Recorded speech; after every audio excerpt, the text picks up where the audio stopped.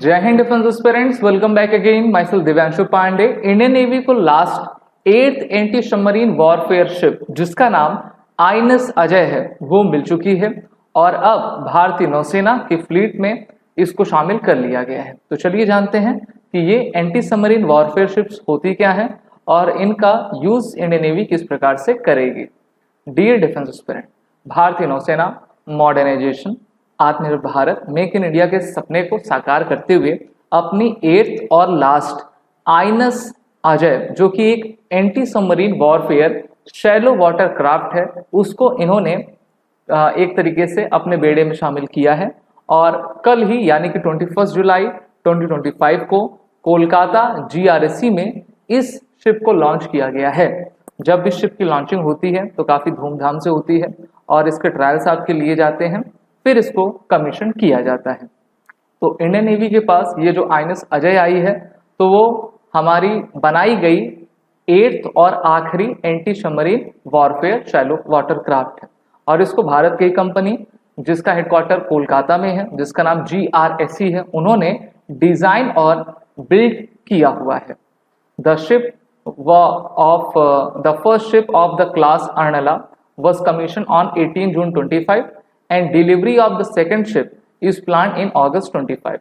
The warship will augment Indian Navy's underwater domain awareness, anti-submarine warfare and mine laying capacity. तो देखिए anti submarine warfare में होता क्या है कि आप दुश्मन के किसी भी पनडुब्बी या फिर जहाज में समुद्र में ही आप माइन को लेकर देते हैं, लगा देते हैं, जिससे कि वाटर का प्रेशर पड़ने पर वो फट जाता है और दुश्मन के पनडुब्बियों का पता लगाना, उसको ध्वस्त करने का काम ये किया करते हैं। ठीक है, तो ये चीजें आपकी रहती हैं इसमें। इसी के साथ the ship is equipped the role of defining sensor such as the hull mounted sonar and low variable depth sonar. तो डिफरेंट टाइप्स के सोनार लगाए गए हैं जिससे कि आप काफ़ी गहराई तक बड़े से बड़े छोटे छोटे ऑब्जेक्ट को आसानी से डिटेक्ट कर पाएं। फायर पावर इसमें प्रोवाइड किया गया है, इसमें टॉर्पीडोज लगे हैं जो आपकी पानी के अंदर ट्रेवल करती हैं और सबमरीन को ध्वस्त करती हैं। एंटी सबमरीन रॉकेट्स हैं, एनर्जी 30 गन है, 12.7 mm की SRCG है। The ship is powered by the diesel engine and propelled by the water jets with an indigenous content of over 80%. The ship exemplify the government initiative of making the आत्मनिर्भर भारत। ठीक है, तो इससे आत्मनिर्भर भारत की संकल्पना को काफी जोर मिलता है और हम अपने जो हमारा लक्ष्य है 2047 तक इंडियन नेवी को 100% स्वदेशी बनाना, उसके स्तर पर हम आगे बढ़ रहे हैं। आप जानते हो जिस देश ने समुद्र पर बढ़त हासिल कर लिए तो वो उस रीजन का एकमात्र राजा हो जाता है और इंडियन नेवी भी इसी उद्देश्य से अपने सागर और महासागर विजन को आगे बढ़ा रही है।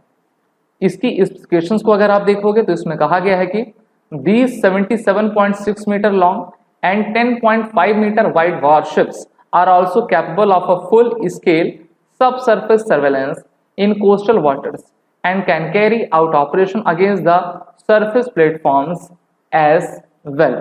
अगर मैं आपको total 8 anti submarine warfare shallow water craft के बारे में बताऊं तो इनके नाम क्या क्या हैं? अर्नला, अंजदीप, अमनी, अभय, अग्रय, अजय और अंद्रो और आपका अक्षय। ठीक है, तो ये हमारी टोटल 8 वेसल्स हैं जो एंटी सबमरीन वॉरफेयर के लिए काम आएंगे।